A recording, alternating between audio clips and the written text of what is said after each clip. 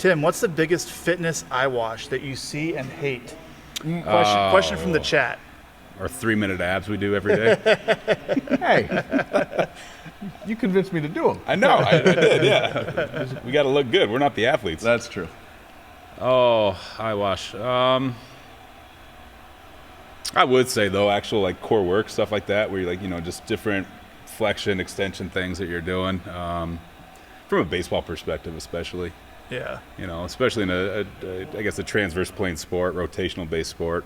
Why there's is better that? things you can do. Is that because you get core doing other exercises? Exactly. Yeah, that's exactly it. You're gonna train your core enough in some of your main lifts that to add more core into it, like doing V-ups or different things like that. It's just such a waste of time. You're just going to overextend it also, just considering as a hitter, you're rotating constantly. As a pitcher, that movement is just occurring quite a bit. So. Yeah, and if you take a look at us, like we're sitting in a flex position, our hip flexor would be tight. Name a core exercise that you do that's a traditional core exercise that does not involve your hip flexors. Yeah, that's true.